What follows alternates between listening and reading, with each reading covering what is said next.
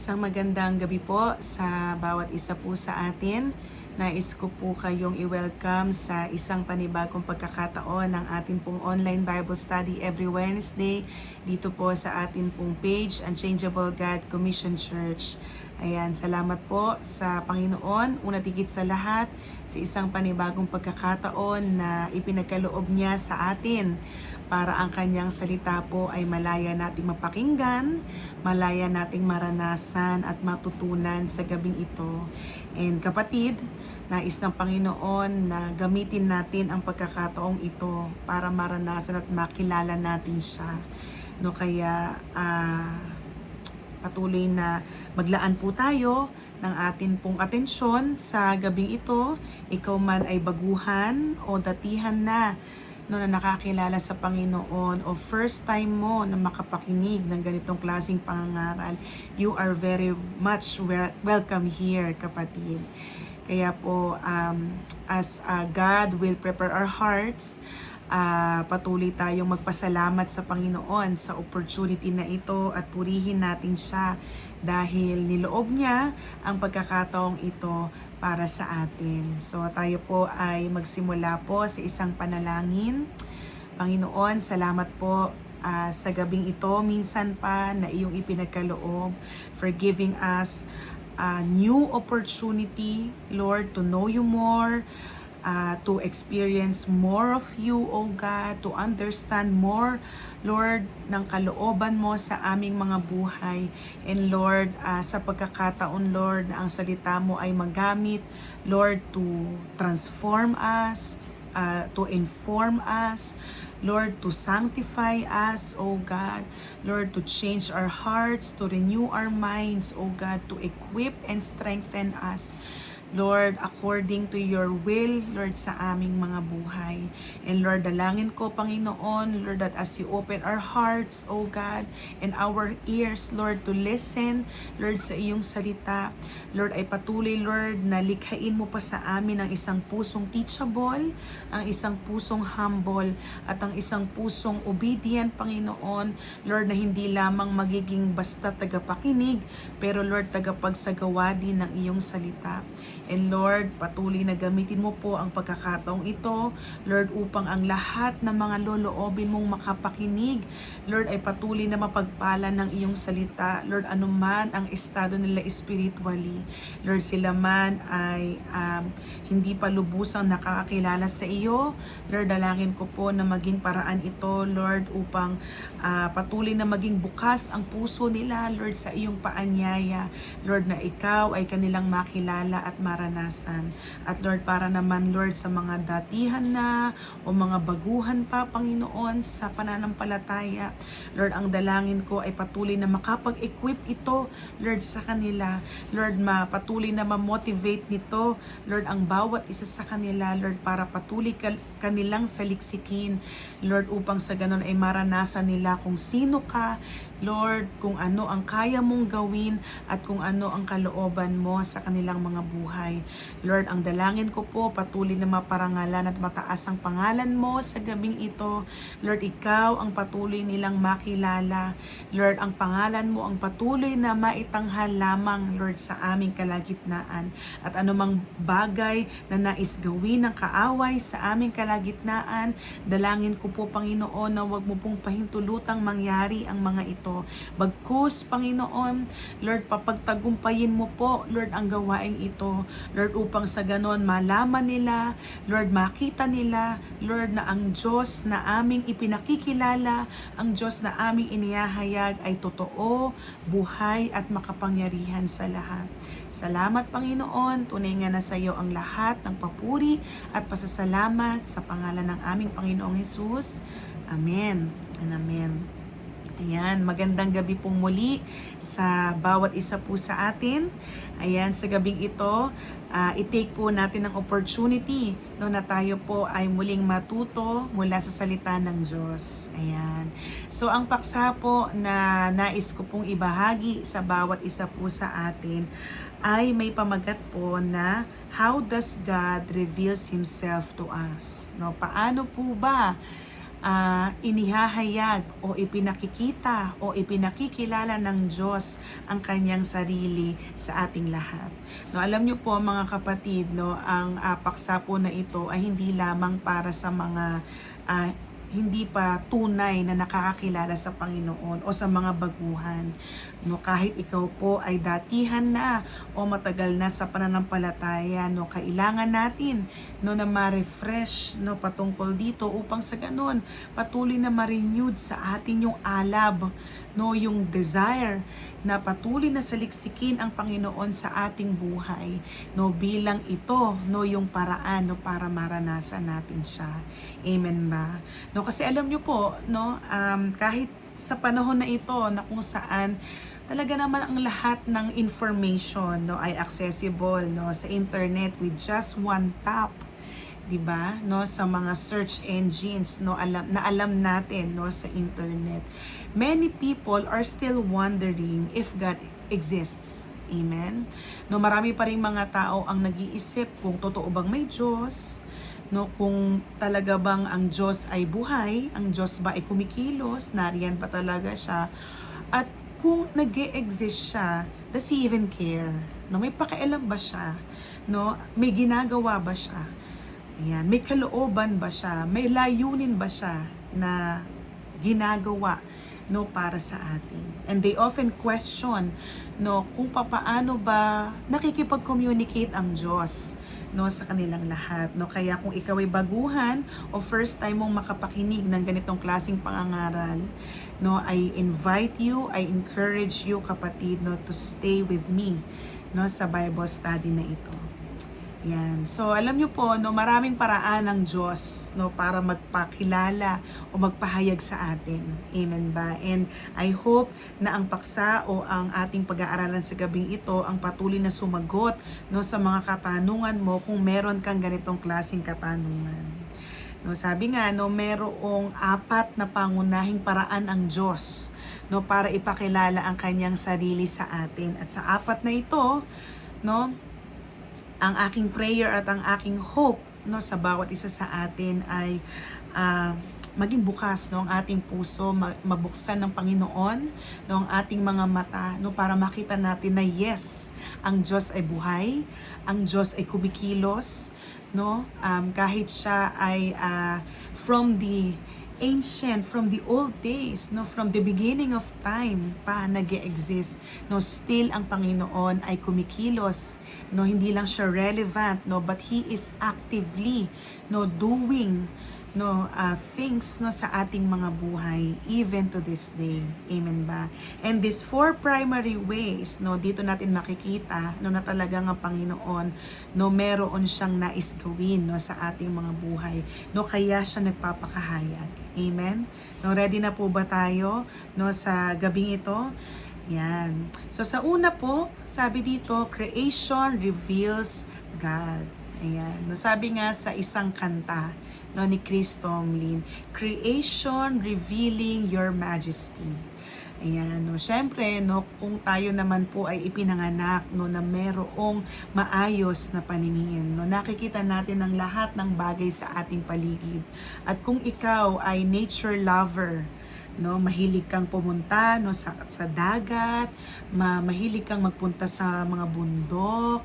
Ayan, so na-appreciate mo ang mga puno, no, ang mga bodies of water, no, ang iba't ibang anyo ng kalupaan. Then no, meron ka ng isang access, no, meron ka ng isang paraan no para malaman mo na ang Diyos ay buhay at nagpapakahayag.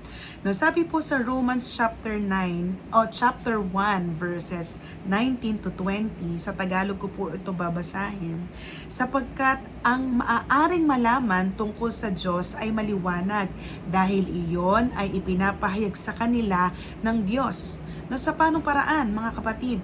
Verse 20, mula pa nang likhain ng Diyos ang sanlibutan, ang kanyang likas na hindi nakikita, ang kanyang kapangyarihang walang hanggan, at ang kanyang pagkadiyos ay maliwanag na inihahayag ng kanyang mga ginawa.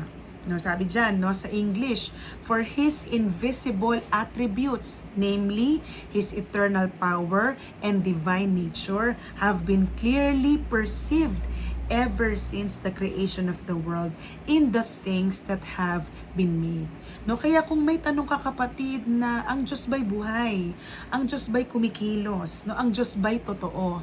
No, ang pinakasimpleng sagot dyan ay tumingin ka sa paligid mo. No, tingnan mo ang langit, tingnan mo ang mga ulap, tingnan mo ang araw, ang buwan, ang mga bituin, tingnan mo ang mga dagat, ang mga bundok, at yan mismo ang magsasabi sa iyo na yes, ang Diyos ay buhay. Bakit? Dahil ang lahat ng mga bagay na nakikita mong nilikha, siya ang may akda. Amen ba? No, ever since the creation of the world, God has made the knowledge of Himself evident to all people. No, kaya nga 'di ba, sabi niya sa huling bahagi, so they are without excuse.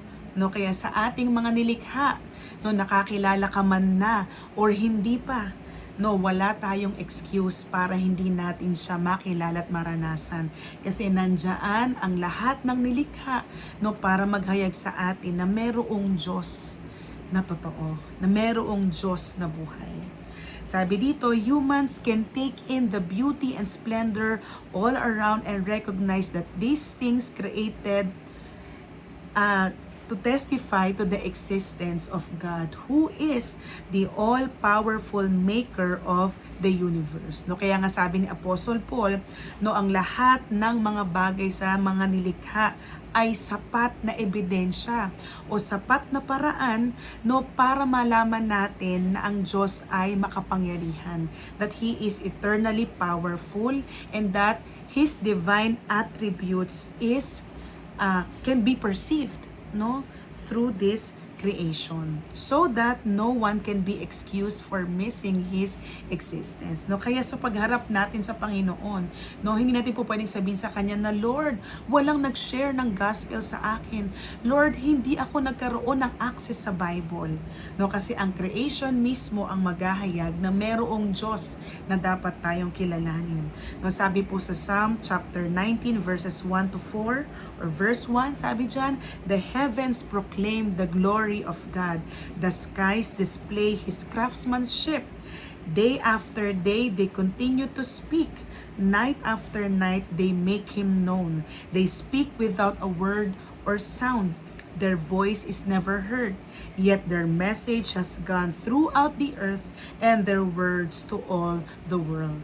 No, kaya kung nakikita mong sumisikat ang araw, kung nakikita mo na bumabagsak ang ulan, no, mula sa kalangitan, ang lahat ng ito, no, ay mga non-verbal, no, na communications, no, ng creation sa atin na ang Diyos ay buhay. Sabi dito, scripture also deems to indicate that the revelation of God in creation is only a tiny glimpse. Ibig sabihin ay pasilip, no, maliit na pasilip, a small whisper, no, parang isang mahinang bulong, no, mahinang tinig of who He is and how He wants to be known by humans. No, sabi nga po sa Job chapter 26 verses 8 to 9, He binds up the waters in His thick clouds, and the cloud is not split open under them. He covers the space or the face of the full moon and spreads over it His cloud. Behold, these are but the outskirts of His ways, and how small a whisper do we hear of Him, but the thunder of His power who can understand. Tatandaan natin, no, na very vast, no, ang creation ng Panginoon, no, but it is just a tiny glimpse, no, but even if it is just a tiny glimpse, no, maliit man itong bahagi ng kabuuan, no, ng glory, ng majesty, no, ng wisdom, ng attributes ng Panginoon, ay higit na po ito, sapat na po ito para makilala natin siya ng lubusan. No, ito po ay paunang hakbang na, no, towards knowing God, no, sa ating mga buhay. Amen. Sa pangalawa, no, written in our hearts. Sabi dito, the Bible says that God has revealed His existence to humans in their consciences by impressing His law on their hearts. even before they hear the gospel message. Na, alam natin, no, yung madalas sabihin ng maraming tao na konsensya, 'di ba? Na itong konsensya na ito, no, ito yung nagdidikta o ito yung naghahayag, nagsasabi no sa taong ito no kung ang bagay na kanyang ginawa ay mali o tama. Sabi nga po sa Romans chapter 2 verses 14 to 15, even Gentiles who do not have God's written law show that they know His law when they instinctively obey it. No, ang Gentiles, no, hindi katulad ng mga Hudyo, no, wala silang written law, wala sila nung kautusan. Ang mga Hudyo kasi meron, di ba? And they study it, meditate it day and night, no? Pero ang mga Hentil wala. 'Di ba? Pero sabi dito kahit ang mga Hentil, no, hindi nila taglay o wala sila nung written law o kautusan ng Panginoon. Pero instinctively speaking, alam nila ang law na 'yon, no, dahil sinusunod nila 'yon. Sabi diyan, even without having heard it, they demonstrate that God's law is written in their hearts, for their own conscience and thoughts either accuse them or tell them that they are doing right. No, sabi nga po sa The Study Bible, this is normal for cultures instinctively to value justice, honesty, compassion, and goodness toward others, reflecting the divine law written in the heart. Diba? No, kaya nga kahit anong sama ng tao, no, meron niyang kahit papaanong understanding of what justice looks like. 'Di ba? Na alam niyang masamang pumatay, alam niyang masamang magnakaw, alam niyang masama na magsinungaling, alam niyang masamang mangalunya, no? Alam niya na dapat niyang igalang no ang kanyang mga magulang. Alam niya 'yan, 'di ba? No, kahit na no nakakagawa siya ng kamalian. No, bakit? No, dahil ang salita ng Diyos o ang kautusan ng Diyos ay nakaukit, no, na sa puso ng kanyang nilikha. Sabi dito, that instinctive sense of right and wrong that produces guilt when violated. 'Di ba? Kaya nga 'di ba tayo, no, kahit ng mga bata tayo, no, kung matatandaan natin yung unang pagkakataong nakagawa tayo ng pagkakamali. 'Di ba? Yung unang beses na nagsinungaling tayo, nung unang beses na nagnakaw tayo, 'di ba? Nung unang beses na nagsabi tayo ng hindi maganda sa kapwa natin, no, kahit na bata tayo, meron tayong nararanasang guilty feeling, 'di ba? No, ano po ang ugat nun? Ano pong pinagmumulan nun? Dahil nga po, no, yung law ng Panginoon, yung kautusan ng Panginoon ay written or nakaukit, nakasulat na no sa ating mga puso. Sabi diyan, in addition to an innate awareness of God's law, men have a warning system that activates when they choose to ignore or obey that law. No, bukod daw no doon sa natural no na awareness o pagkaalam ng kautusan ng Diyos, kasi nga nakaukit ito no sa ating mga puso. No, ang tao daw ay mayroong tinatawag na parang warning system, no, na kung saan kapag siya ay merong ginawa or meron siyang isang decision na nagagawin, for example, will he choose to ignore or disobey that law when making a decision or doing or making a plan?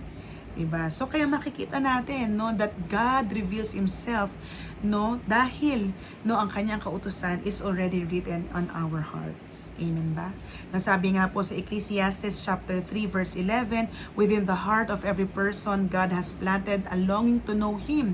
Sabi doon, yet God has made everything beautiful in its own time. He has planted eternity in the human heart, but even so, people cannot see the whole scope of God's work from beginning to end.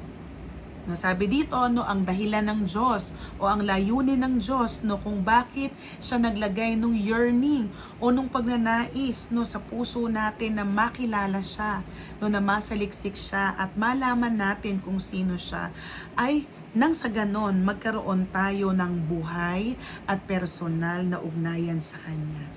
The Apostle Paul spoke of this internal revelation to the pagan crowds of people in Athens. Sabi sa Acts chapter 17 verse 27, that they should seek God and perhaps feel their way toward Him and find Him. Yet, He is actually not far from each one of us. Diba? No, na kaya merong ganitong yearning is to seek Him.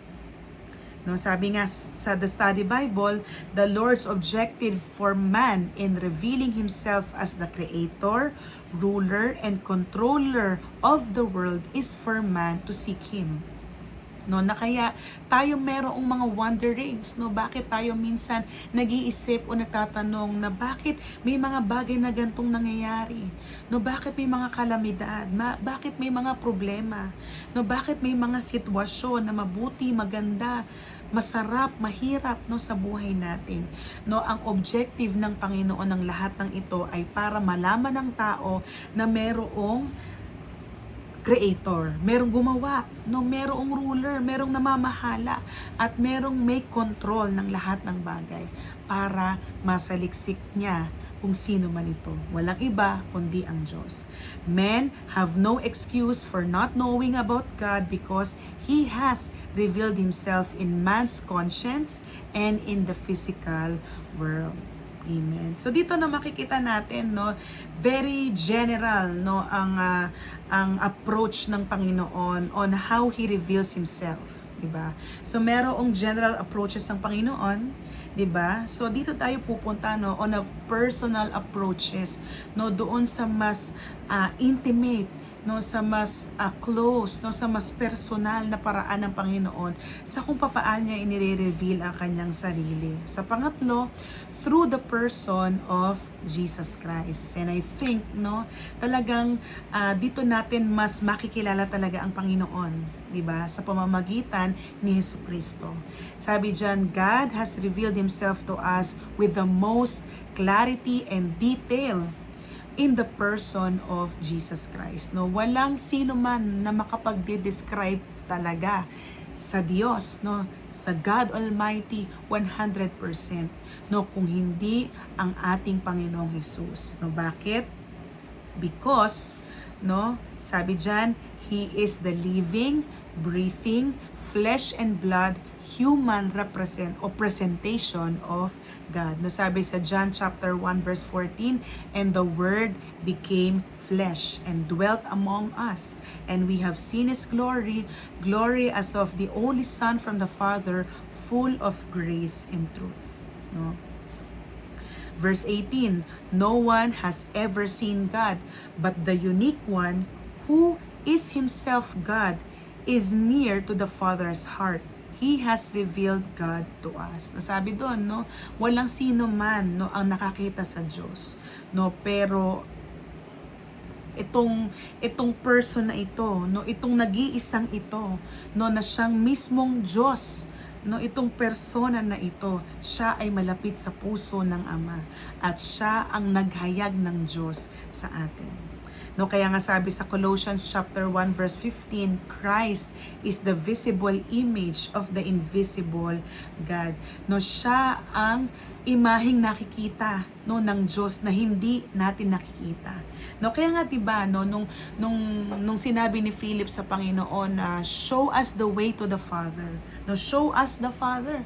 No, ipakita mo sa amin, no, kung sino ang Diyos. No, ano ang naging sagot ng Panginoong Hesus sa kanila? Have I been with you all this time, Philip, and yet you still don't know who I am? Matagal yun na akong kasama at hanggang sa ngayon ba ay hindi nyo pa rin ba ako kilala? Diba?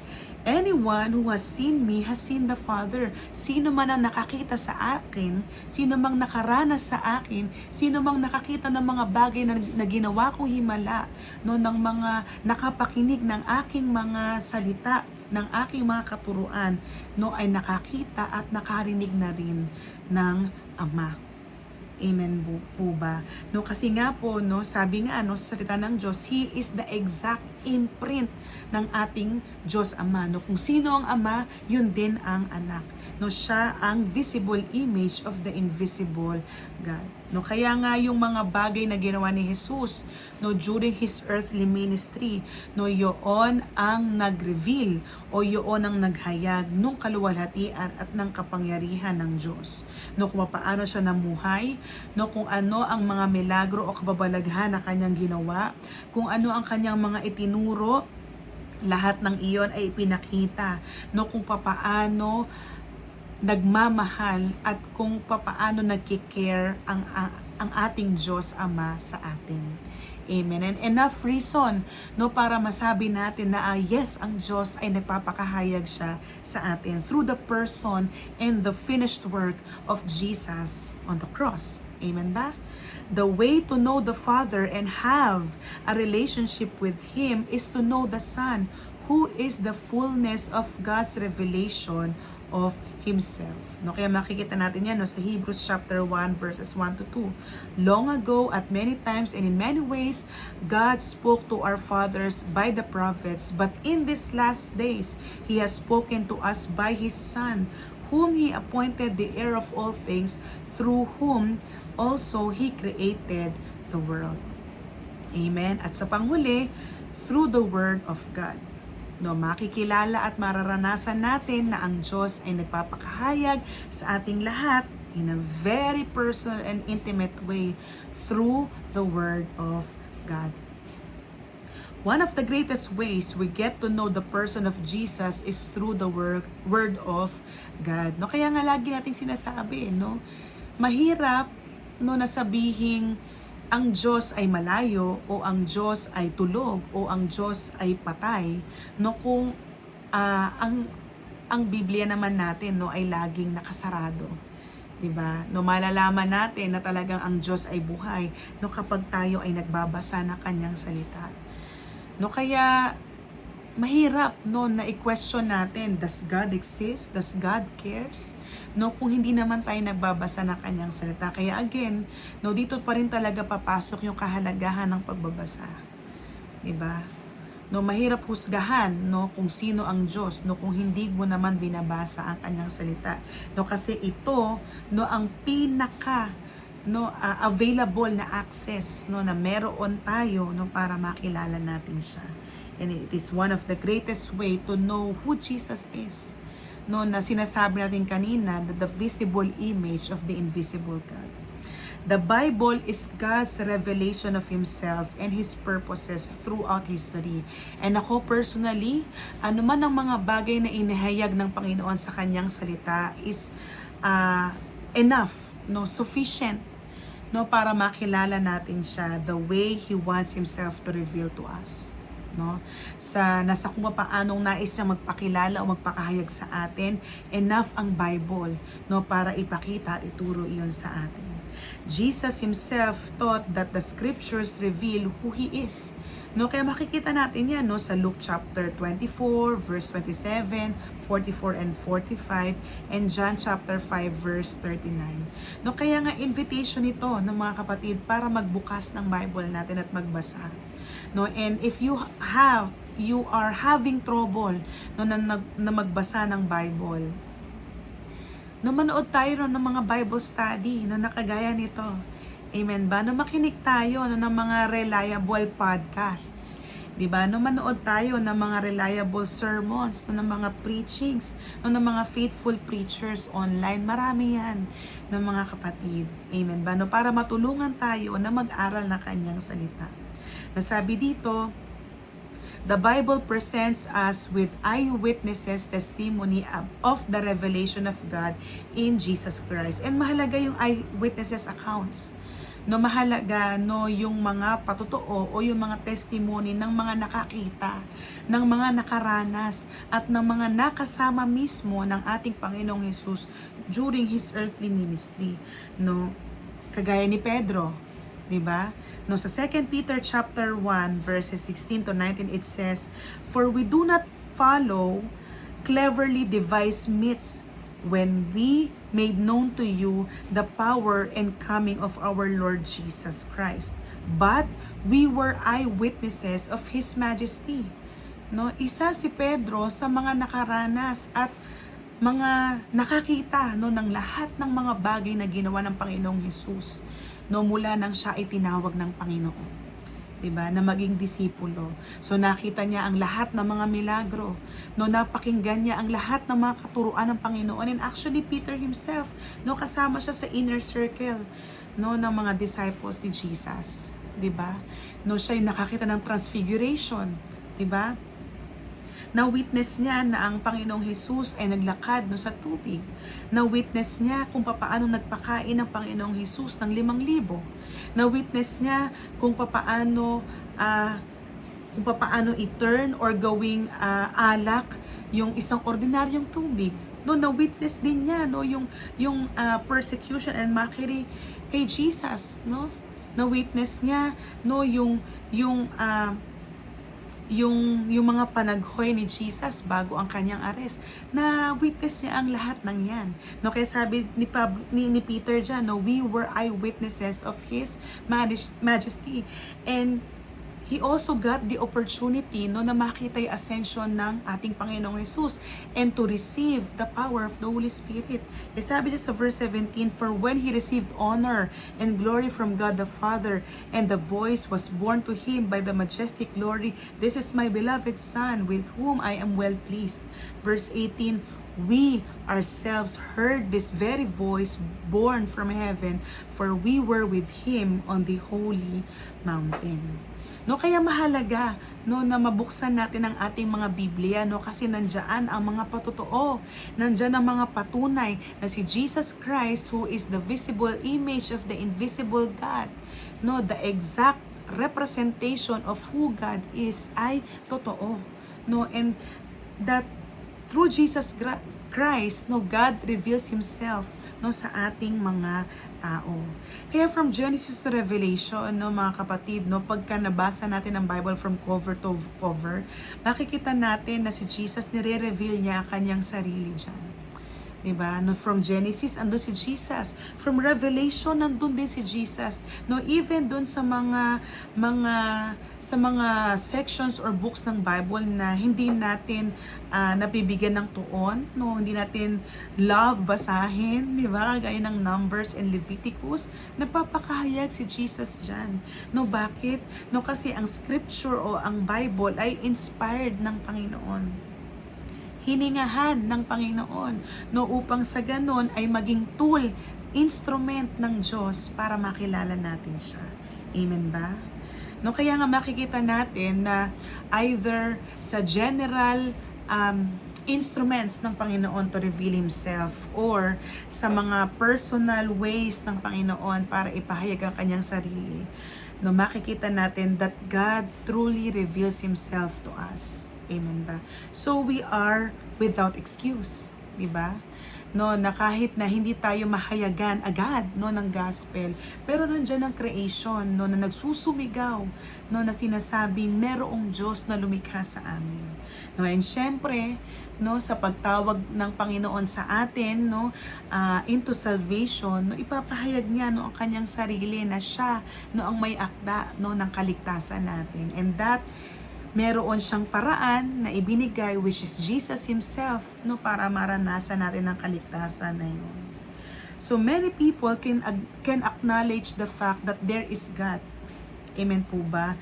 But tatandaan natin mga kapatid, no, higit pa no dun sa general knowledge of who God is, no, sa sheer knowledge no of who God is, God wants us to know Him intimately. He desires a personal relationship, a personal connection where He can reveal more of how much He wants Himself to reveal to us. No, not just a general knowledge, but a deep understanding and first-hand experience of who He is. The question is, mga kapatid, are we willing to know Him? Are we willing to seek Him? No, are we willing to understand yung mga revelations niya no patungkol sa kanyang sarili?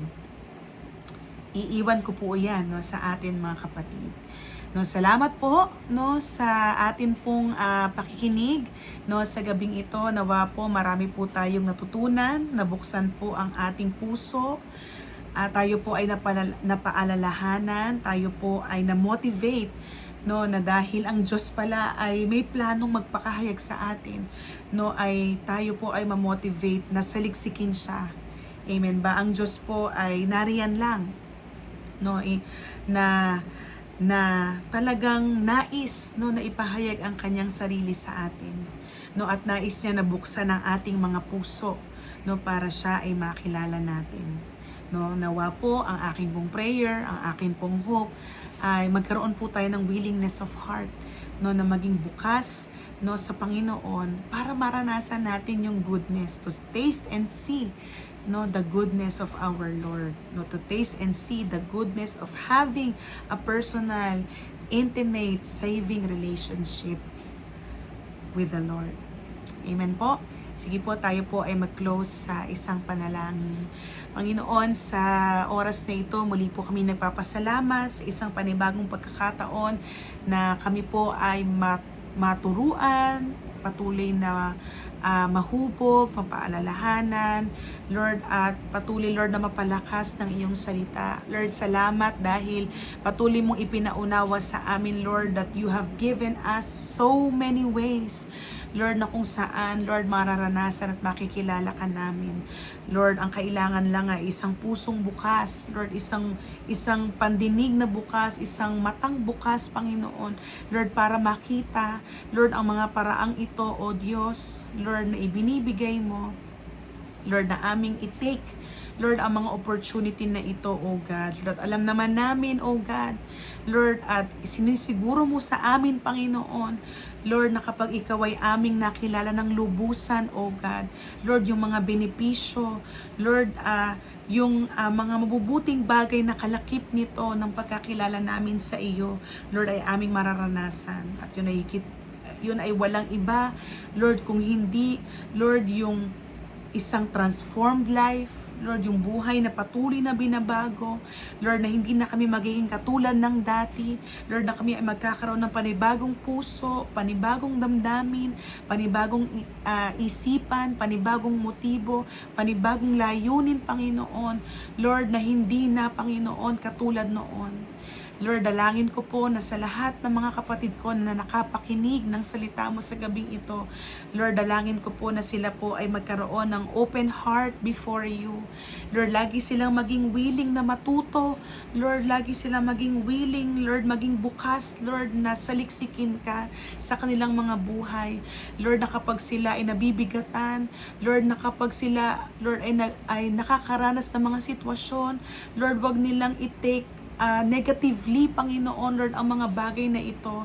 But Lord, lead them to question, O God, Lord, ano yung mga bagay na nire-reveal mo o itinuturo mo po sa kanila patungkol sa iyo, Lord, sa pamamagitan ng mga sitwasyon na ito, Lord. Because we know, O God, that even in these situations, O God, hard things, difficult things, O God, na nangyayari sa aming buhay, ay paraan mo din para maipahayag mo ang sarili mo sa amin. And Lord, help us, O God, Lord, na maging willing, O God, Lord, na magbasa, Lord, maging seeking, Panginoon, Lord, sa iyong salita. Lord, dahil alam namin, Panginoon, na sa paraang ito, mas lalo ka naming mararanasan. Lord, mas lalo naming matututunan, Panginoon, ang mga bagay patungkol sa iyo. Maiintindihan namin, Panginoon, ang mga paraan mo. Lord, maiintindihan namin ang kalooban mo. Lord, at mas mauunawaan namin, Panginoon, ang mga dahilan mo, Lord, sa mga bagay na ipinapahintulot mo sa aming mga buhay. And more than that, O God, yung mga plano mo at yung kalooban mo na nais gawin hindi lang sa buhay namin, kung hindi sa pamamagitan ng buhay namin. Panginoon, salamat po. Lord, nawa, Lord, ikaw po ang patuloy na naparangalan at naitaas, O God, sa oras at sa gabing ito. Salamat, Panginoon. Sa iyo namin ibinabalik lahat ng papuri, parangal at pagsamba sa pangalan ng aming Panginoong Hesus. Ito po yung aming dalangin. Ang lahat po ay magsabi ng Amen and Amen. Muli po, magandang gabi po sa ating lahat. To God be the glory and God bless us all. Thank you po.